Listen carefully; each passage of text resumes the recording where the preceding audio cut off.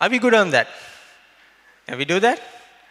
Okay. The next speaker, so you guys got this, right?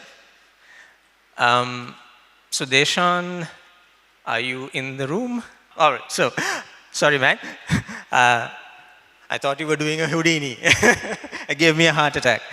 So, without further ado, let's move on, right? So we had a heavy session, now we are gonna have a shorter one, but that's lightning fast.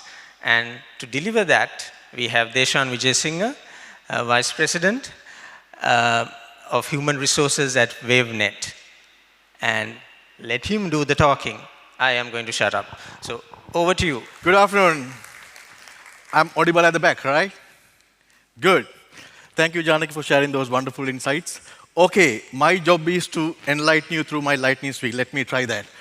My topic today is from one size fits all to one size fits one. Probably you have different questions. Let's dive into that. And my thinking is if you marry a couple of things, AI and agility, you can bespoke anything. That's my personal thinking. Let's see how it goes. Okay, have you seen this? Okay. I just want you to visualize Henry Ford's revolutionary assembly line, where he famously said this quote. And it was all about speed and efficiency. Okay? And that was something magical at that time. Yeah? Because this statement was kind of dominating the entire industries at that time. But today, we are at the edge of something much bigger. It's not even evolution, it's a completely paradigm shift. Where how we work, how we think about progress, everything is about to change. And it's changing as we speak. But before that, I want to go back in time. Everything starts with this gentleman, have you heard James Watt? He's the man behind everything. Industrial Revolution 1 began in Britain thanks to steam power. Mechanization of textile, then factories start lining up, and then Industrial Revolution 1 kicks in, and the rise of British Empire. It was in 1760. Right after 110 years, approximately, you have the birth of MP first world. The Industrial Revolution I call machine first, MP first, not the MP that you guys thinking. It's mass production. Okay? This is where the famous Henry Ford's, the Fordism, and that whole ecosystem kicks in. Where instead of machines, they elevated and they have immense of mass production. And there was a rival between US and Germany to dominate the industries in mass production. So we've been evolving from that era, from the steam engine all the way to mass production. Then we move into a fantastic decade, fantastic era called digital first era or the mobile first era, where we found the internet, the beautiful life that we call the 70s, the beautiful decade of the whole world, even we describe today. And everything was kind of new, fresh at that time. The telephone, the automation, digital, mobile first approaches, these things start emerging.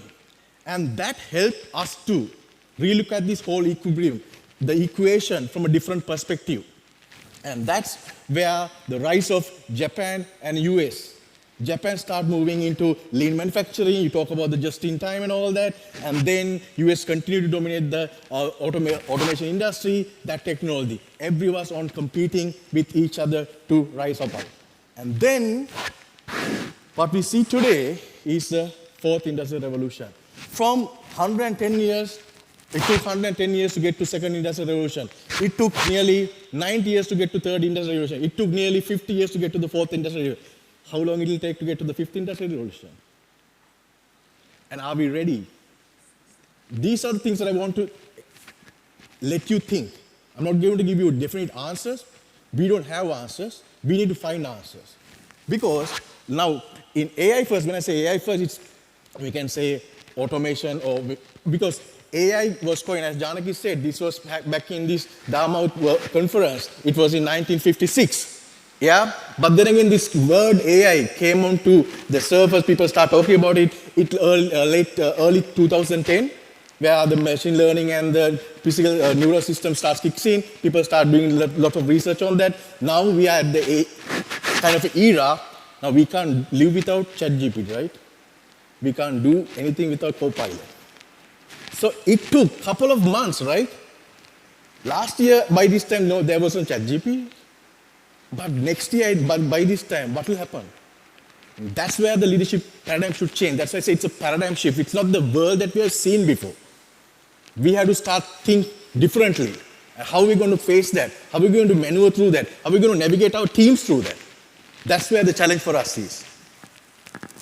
Okay, there are 3 statements that I put together. If you really understand, if you were in that UI workshop in the morning, machines, so if you look at machines, the future is about customization or personalization. We can't get one size and tell you, okay, we have a product, would you like to buy? In future, people want customized, personalized products and services. And who will get us that at scale? Even the challenge for us is, how can we manufacture those things? How can we produce those things at scale? We can still get the quality, we can still get the number, but at scale. That's where the technology will help us. That's where the AI will help us. That's where thinking is going to help us. Yeah? So I just did some research. These are some of most of the areas you have probably known. Every industry has been impacted. Now this one, the first one is Stitch Fix. That's a company. You can just log in and Google. It's there. It's a kind of website. You just need to add your preferences, and they will tailor-make your costume. Just in minutes, yeah? And temporarily, this is smart mattresses. That mattress can analyze your sleeping patterns, and even it's on Apple Watch. You can get real-time information about your sleeping pattern, the behavior, and then you can adjust everything according to that. And you heard about the Netflix story. You heard about the Spotify. Then Nike. Earlier it was called Nike ID, now it's called Nike by You. You can create your own shoes. You just need to plug in some information. That's it. And it can be delivered to your doorstep. At scale. They are doing it at scale. Huh? Earlier, a couple of years ago, it was a dream. Now it's a reality. And this is new. Personalized weight management. Earlier, we have diet plans.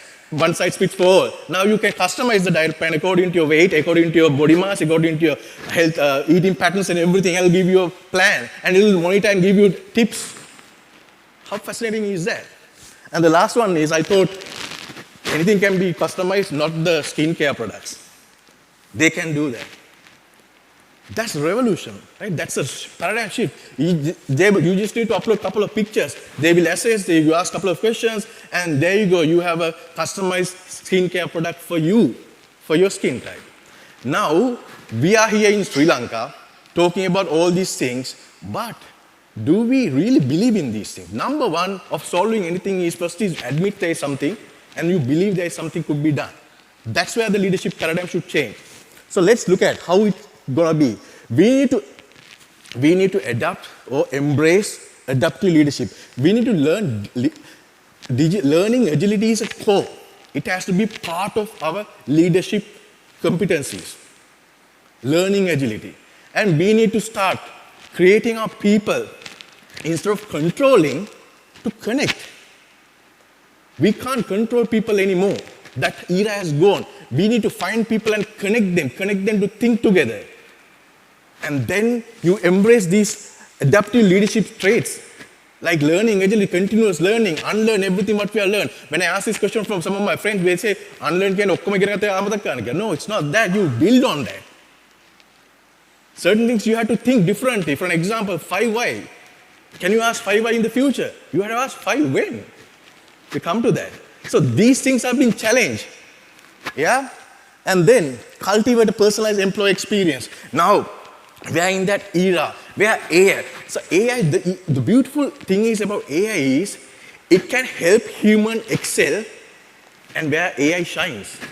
Are we giving that exposure? Are we giving that? We always see AI as a threat or a replacement. No, AI is not going to replace anyone in this world. But you will be replaced by someone who knows how to handle the tool with a guy who doesn't know. That's for a fact. That's a fact. But in your office environment, in your leadership drive or strategy, have we inculcated a kind of a experience, creating a personalized work experience? Or are we sticking to same employee engagement service? Are we sticking to same performance management system? How can we do that? You can't. Can you do performance evaluation every year in this new era? Because you have information. You just need to have a chatbot. AI will give you real-time information about their engagement, about their burning out ratio, about their work condition, the work that they have done. You can take reports out of it. Just get a couple of CVs, upload into Cloud AI, and just prompt this thing, analyze and give me a report of who should be in meeting in this guy. He'll give you all these areas and pick you the guy who should be interviewed. It's there. Are we using those things? That's the question. Then we also need to refine. Now, in organization, we have these beautiful cultures which we have been brought up, we have been taught respect for all that. We need to now, in the new world of work, we need to start thinking, there are so many one-size-fits-all kind of organizational structures within them. We need to create modular, adaptable teams. We don't have large teams. We need to have modular teams and adaptable teams with the help of AI. There are so many things that AI can do, and we need to leverage on that.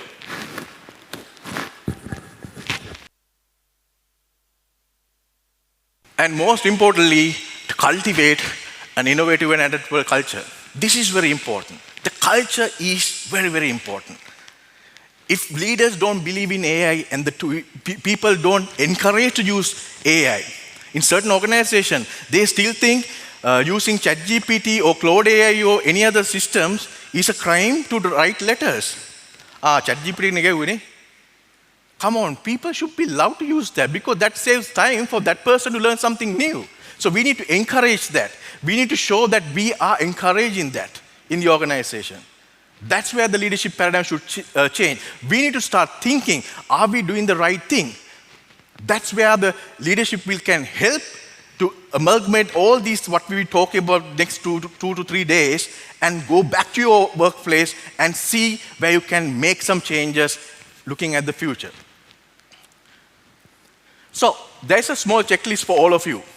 What you need to do is just go through this checklist and understand where you can drive these things. For example, you need to audit your current approach. Find where those one-size-fits approaches are.